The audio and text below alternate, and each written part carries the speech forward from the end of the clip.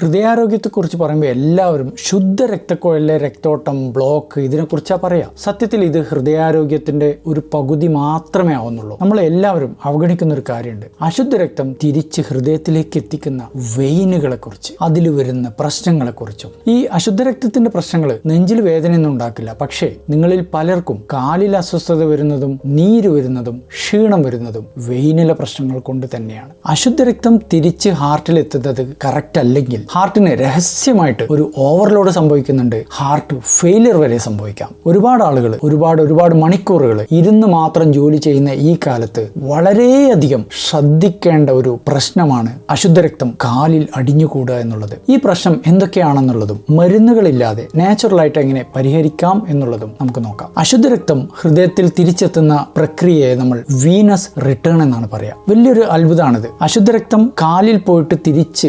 ഗുരുത്വാകർഷണത്തിനെതിരെ ഹൃദയത്തിലേക്ക് എത്തുന്ന ആ യാത്ര ഒരു വലിയ അത്ഭുതമാണ്. ഇതിനായിട്ട് പ്രധാനമായിട്ടും സഹായിക്കുന്നത് 3 കാര്യങ്ങളാണ്. ഒന്ന്, കാലിലെ മസിലുകൾ പ്രവർത്തിക്കുന്ന സമയത്ത് ഇത് വെയിനുകളെ വെരിഞ്ഞു മുറുക്കിയിട്ട് രക്തം മുകളിലേക്ക് പമ്പയിക്കുന്നുണ്ട്. അതുകൊണ്ടാണ് കാലിലെ മസിലുകളെ നമ്മൾ സെക്കൻഡ് ഹാർട്ട് എന്ന് പറയുന്നത്. രണ്ടാമത്തത്, ഈ വെയിനുകളിനകത്ത് ചെറിയ ചെറിയ വാൽവുകളുണ്ട്. ഈ വാൽവുകൾ മുകളിലേക്ക് എത്തിയ രക്തം തിരിച്ച് താഴേക്ക് പോകുന്നതിനെ തടഞ്ഞു നിർത്തുന്ന ഭിത്തികളാണ്. മൂന്നാമത്തത്, നമ്മുടെ നെഞ്ചിന്റെ കൂടിനകത്ത് തൊറാക്സിനകത്തുള്ള മർദ്ദത്തിൽ വരുന്ന വ്യത്യാസങ്ങൾ കൊണ്ട് ഒരു വാക്യൂം ക്ലീനർ സക്ക് ചെയ്യുന്ന പോലെ രക്തത്തെ നെഞ്ചിലേക്ക് വലിച്ചു കയറുന്നുണ്ട്. ഈ 3 കാര്യങ്ങളിൽ ഏതെങ്കിലും ഒന്നിന് തകരാറുണ്ടെങ്കിൽ നമ്മുടെ അശുദ്ധ രക്തം കെട്ടി നിൽക്കാൻ തുടങ്ങും. ഇത് പതുക്കെ നമ്മുടെ മൊത്തം കാർഡിയോ വാസ്കുലർ എഫിഷ്യൻസിയെ തകരാറിലാക്കും. ഇനി ഇത് ഏതൊക്കെ രീതിയിലാണ് നമ്മുടെ ശരീരത്തെ ബാധിക്കുക? പ്രധാനമായിട്ടും ഒരുപാട് നേരം നിൽക്കുന്ന സമയത്ത് പലർക്കും തലകറക്കം വരാൻ തുടങ്ങും. മറ്റു ചിലർക്ക് നല്ല ക്ഷീണം അനുഭവപ്പെടാൻ തുടങ്ങും. ഭൂരിപക്ഷം ആളുകൾക്കും കാലിൽ നീര് വരാൻ തുടങ്ങും. മറ്റു ചിലർക്ക്